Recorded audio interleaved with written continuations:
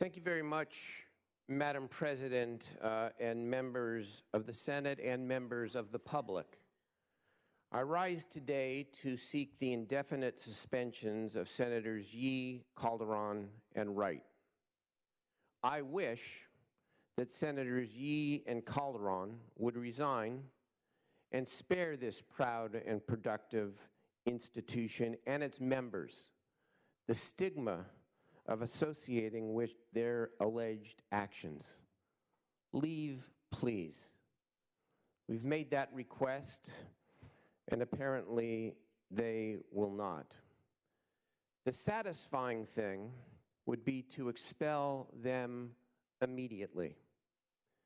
But I reluctantly conclude that what would be satisfying and popular would also run afoul of the most basic American principles of due process and the idea that people are presumed innocent unless and until proven guilty. Yet, none of the members mentioned in the resolution can serve another day in this Senate going forward unless they are exonerated. Period. I have maintained, as you know, with Senator Wright and Calderon, that a leave of absence was sufficient and gave my word to you and to the public that they would not come back unless they were exonerated. My word is always good. But after Wednesday's events, I recognize that is no longer sufficient. An affirmative suspension puts this House on formal record that we unequivocally distance ourselves and the Senate from the unfathomable allegations contained in the Yee indictment, as well as the other case. It establishes with no doubt that only this body may allow them back, and only if they are exonerated. I want to say a few words about the question of culture and the Senate culture, which has understandably arisen as a result of these past events. I maintain, and I say it without hesitation, that the vast majority of the members in this House, the 37 other members not implicated in any of this, act in a manner that is honorable and do not act in a manner reflected in these allegations. I don't want to recount all this legislature has done and been through, but suffice it to say that the irony of the present circumstances are that reasonable people could make the argument that the last 3 years have been among the most productive legislative sessions in modern history. But that's not what this is about here today. I want to emphasize to all of you that, and the members of the public, that we do have mandatory ethics training. And it's an intensive ethics training. But there are some things, members, that you just can't teach. I know of no ethics class that teaches about the illegality and the danger of gun running or other such sordid activities. But there are other profound issues that have been raised and that get raised in politics every year, but sometimes it takes a crisis to bring them to the forefront.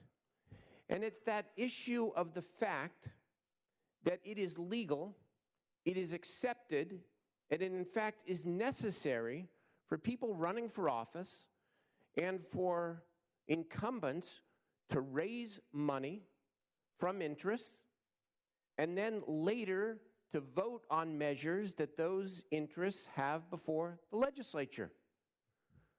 That is legal, accepted, and necessary. And yet, it causes great distrust, and understandably so. And might this be a moment and an impetus to once again discuss either public financing of campaigns or other measures that remove that reality of the present system? I hope so. Most of the members, as I said before, raise money and vote on issues, but do so in the most honorable way possible, given the system. They vote against their friends. They look a campaign contributor in the eye and say, not on this one, I disagree with you. Most do that. A few do not. But I must say to you here that just to proclaim the need to fix this system, which is the American system, not just the system that affects the California State Senate or the California State Legislature, is not enough. We must do more here in the Senate. I understand the concern out there. I disagree with it, but I understand it. One is an anomaly. Two is a coincidence. Three? That's not what this Senate is about or what these members are about, but I understand it. So what are we going to do to take stock? I am calling on our entire body to take a deeper look at our culture. Accordingly, I will cancel session on Monday, April the 7th, and have the Senate conduct an office-by-office ethics review. This review will be mandatory for members, Capitol staff, district and committee staff.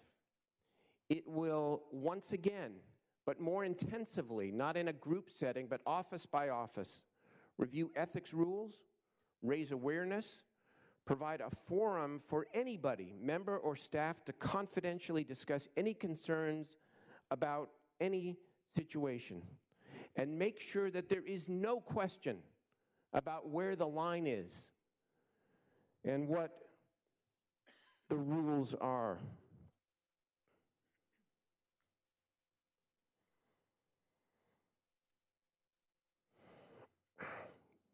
This message will be reinforced, and the following message will be reinforced. If you are a staff member in this building, you have a duty of loyalty to your member. But if you know of any behavior which is unethical from anyone, it is your duty to report it, and we expect you to do so. If you are a member, the same applies. And if you are a member of the public who witnesses anything that you believe to be ethically questionable, we welcome you bringing that forward. Members, we will get through this, and the Senate will get through this. I said the other day that you have two choices. We have two choices. We can either bury our heads or we can hold them high. I choose to hold my head high, and I urge you to do the same. We have a lot of work to do on behalf of the people of California, and we intend to do it. And at the same time, we will not be hesitant to take stock and to look inside and to make sure that we're doing everything we can to protect the integrity of this great institution. I urge an aye vote, and I vote on the resolution before you.